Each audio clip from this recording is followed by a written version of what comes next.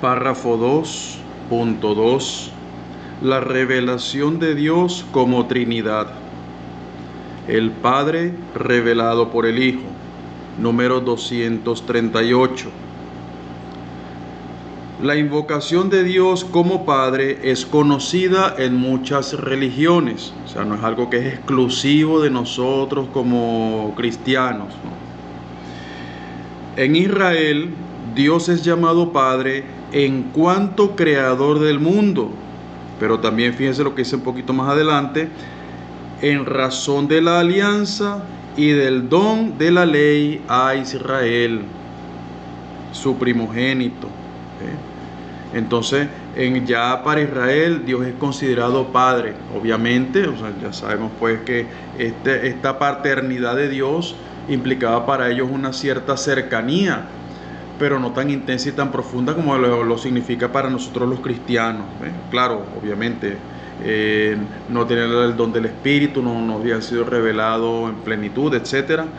Pero es algo que ya en la revelación de Dios, quien se da a conocer a sí mismo, quien nos habla como amigos, fíjense, Dios se nos presenta como Padre. 239.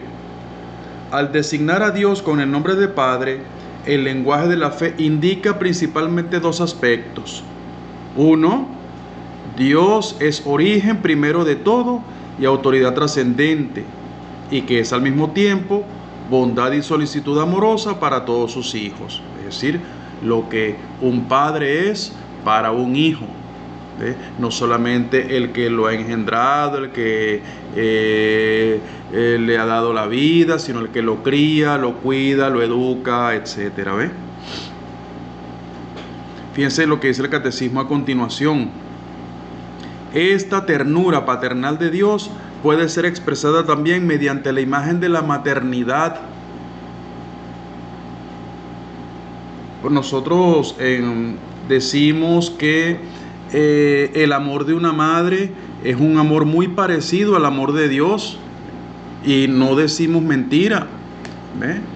Lo que sí, y fíjense, y esto por eso resulta mucho escandaloso. ¿Por qué? Porque ¿cómo va a referirse uno a Dios como madre? Por ejemplo, Dios es padre, Dios es varón. No, un momentico, Dios es el que es.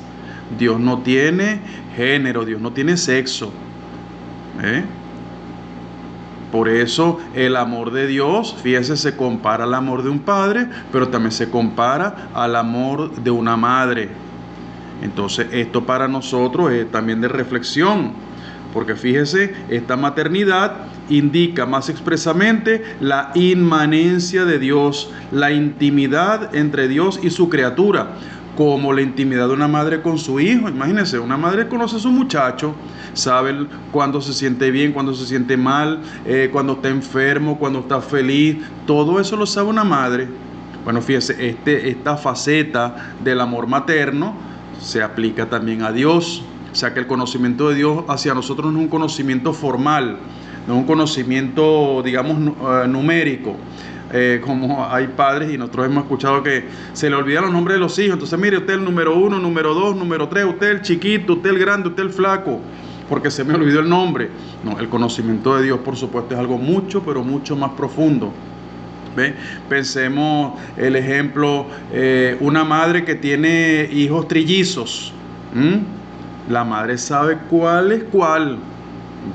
De repente el padre se equivoca y los ve igualitos en algún momento, o algún vecino, algún otro familiar se confunde, pero la madre no se confunde.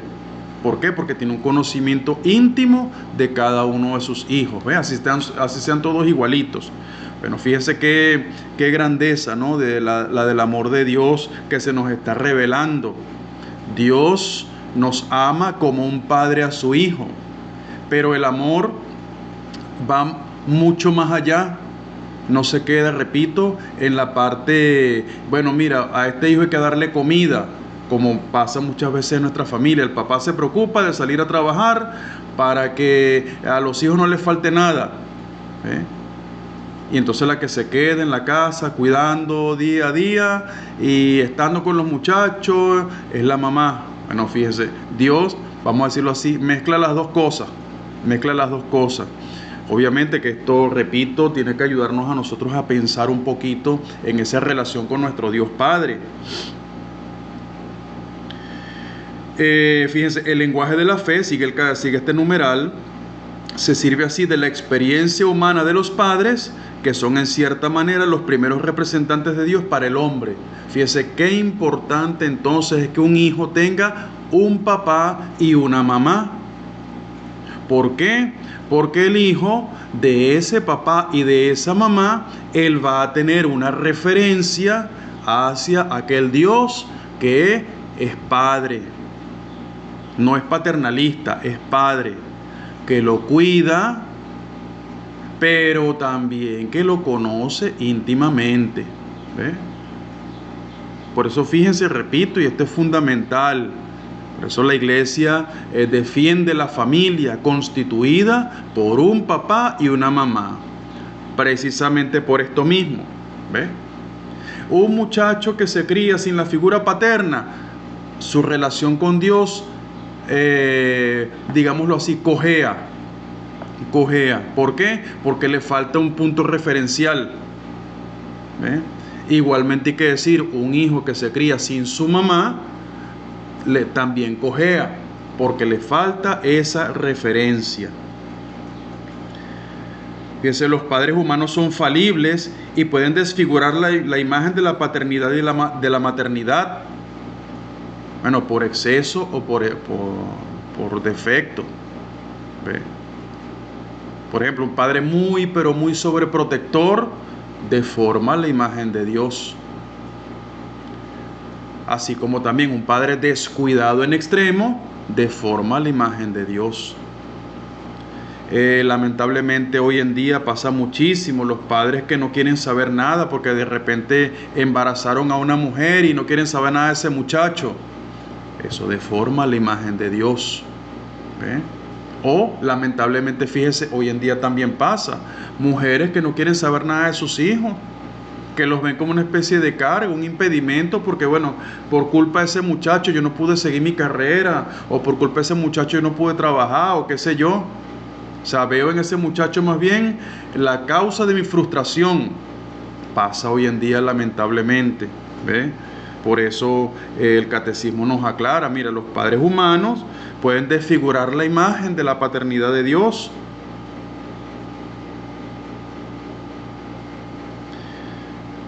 Conviene recordar entonces que Dios trasciende la distinción humana de los sexos. No es hombre ni mujer, es Dios. Trasciende también la paternidad y la maternidad humanas, aunque sea su origen y medida. Nadie es padre como lo es Dios. Pero el hecho de que nadie sea padre como es Dios, entonces, bueno, no hace falta que el muchacho tenga papá, no hace falta que el muchacho tenga mamá, no, señor, sí hace falta, porque son una referencia. Son una referencia. 240. Jesús ha revelado que Dios es Padre en un sentido nuevo.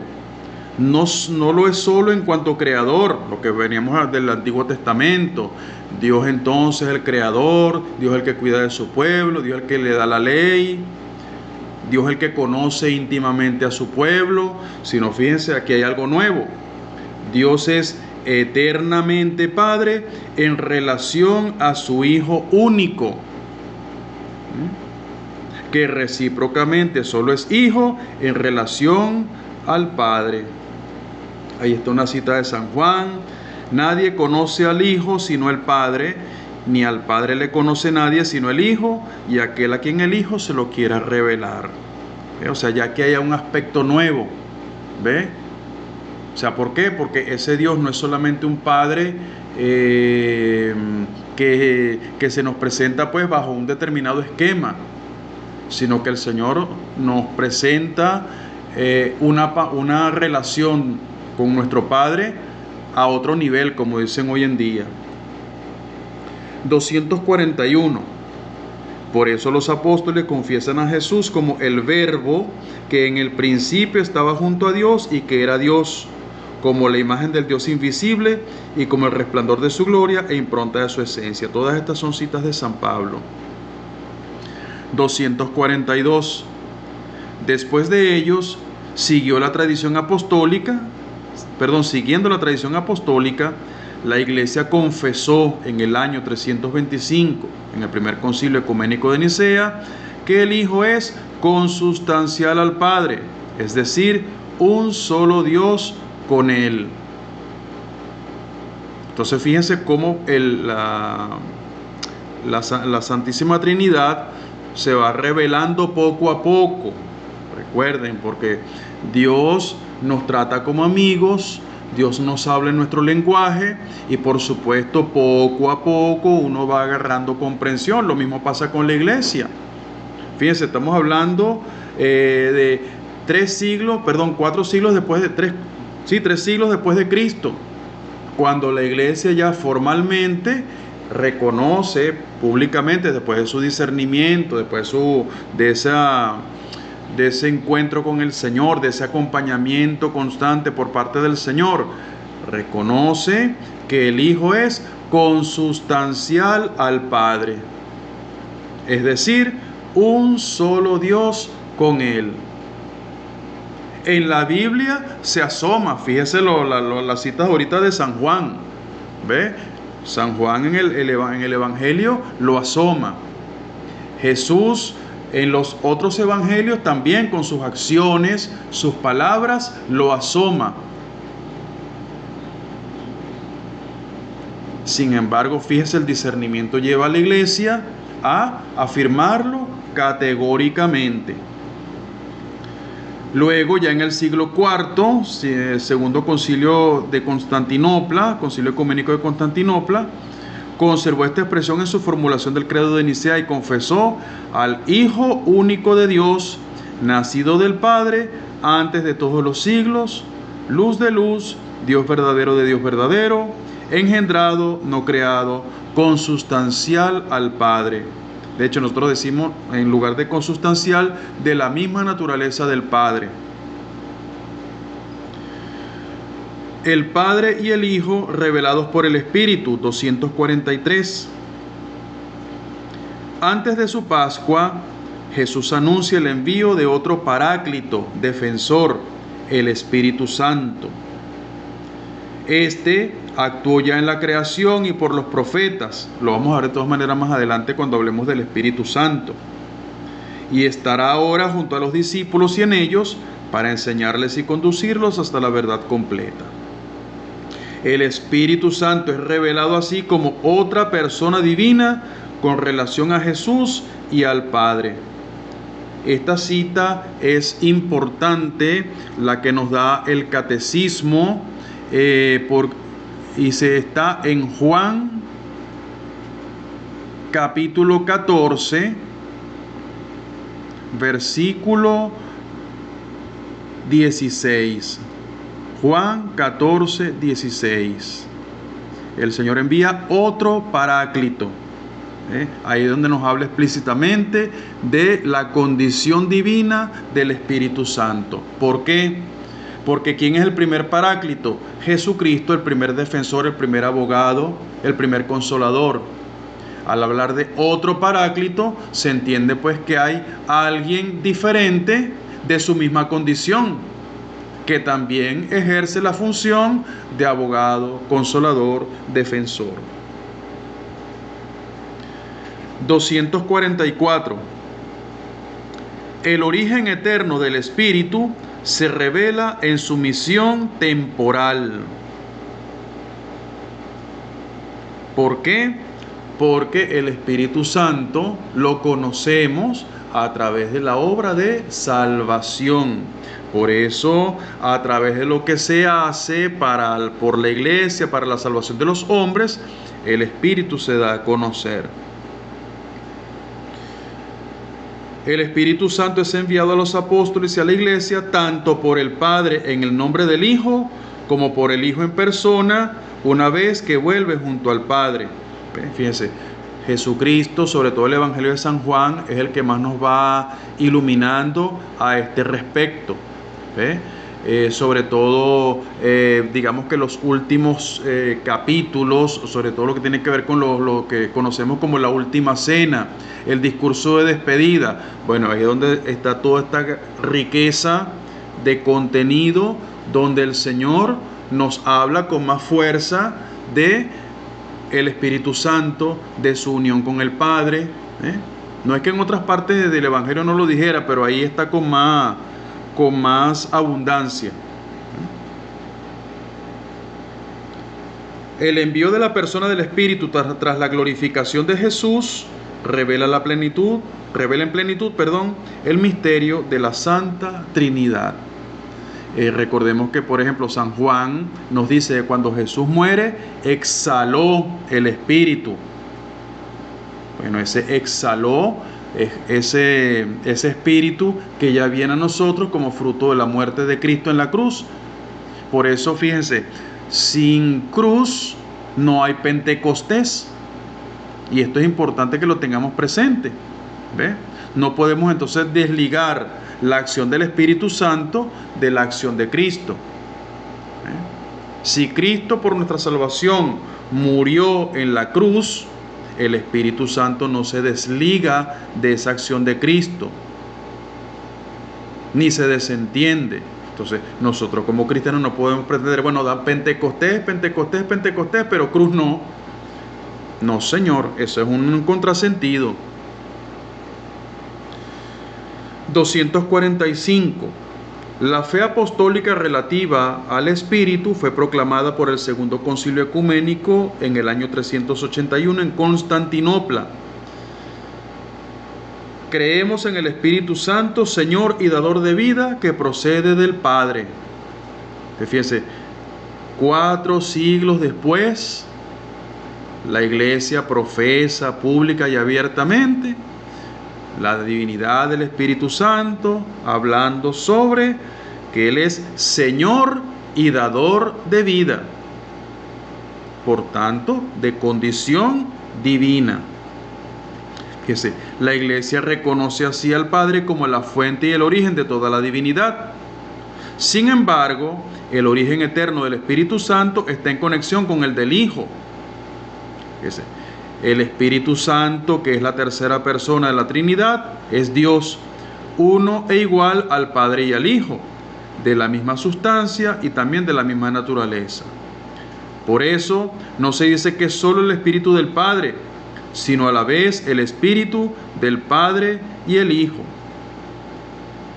Que el credo del Concilio de Constantinopla confiesa con el Padre y el Hijo y recibe una misma adoración y gloria. Y ya esto también nos pone a pensar un poquito, porque lo que dice el credo es verdad. O sea, obviamente es verdad porque es revelado.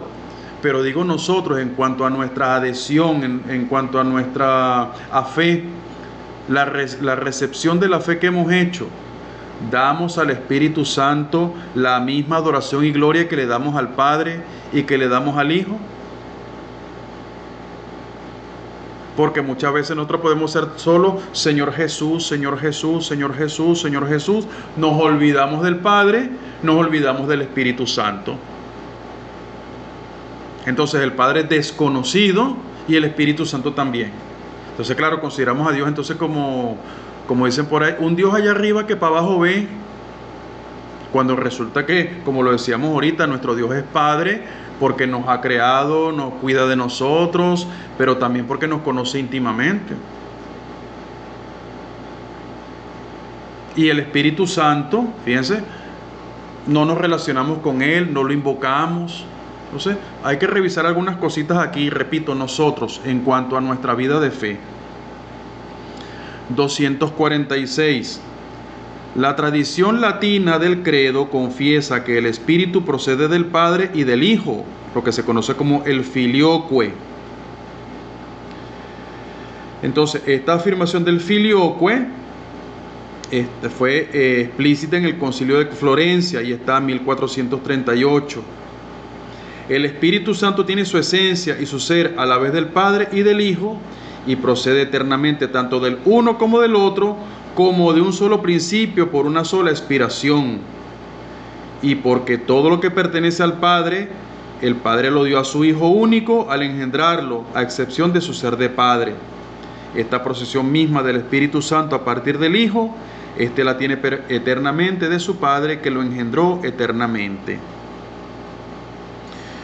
247, la afirmación del filioque no figuraba en el símbolo confesado en el 381 en Constantinopla, pero sobre la base de una antigua tradición latina y alejandrina, fíjense, la vida de la iglesia, la tradición apostólica, el Papa San León, León Magno, León I, la había ya confesado dogmáticamente en el año 447, antes incluso de que Roma conociese y recibiese en el 451, en el Concilio de Calcedonia, este símbolo que acabamos de escuchar de Constantinopla.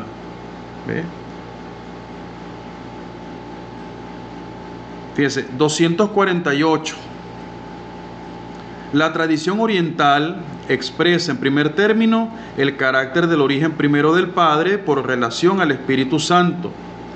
Al confesar al Espíritu como salido del Padre, esta tradición afirma que éste procede del Padre por el Hijo.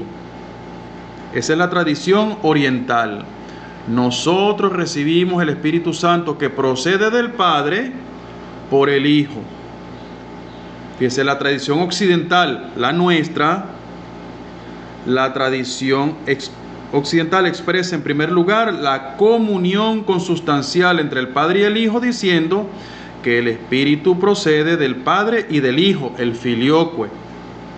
Lo dice de manera legítima y razonable, porque el orden eterno de las personas divinas en su comunión consustancial implica que el Padre sea el origen primero del Espíritu, en tanto que el principio sin principio, pero también que en cuanto Padre del Hijo único, sea con él el único principio de que procede el Espíritu Santo.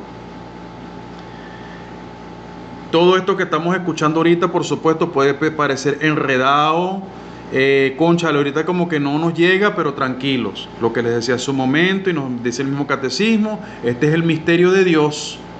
El misterio de Dios en sí mismo, no le vamos a llegar. Poco a poco podremos comprender. Pero lo que sí, aceptamos lo que Dios ha revelado. Dios es Padre, se nos revela como Padre. Jesucristo nos revela con fuerza esta paternidad de Dios. Y Jesucristo mismo nos habla de un Espíritu Santo que es de su misma condición divina. Revelado está, nosotros no objetamos para nada.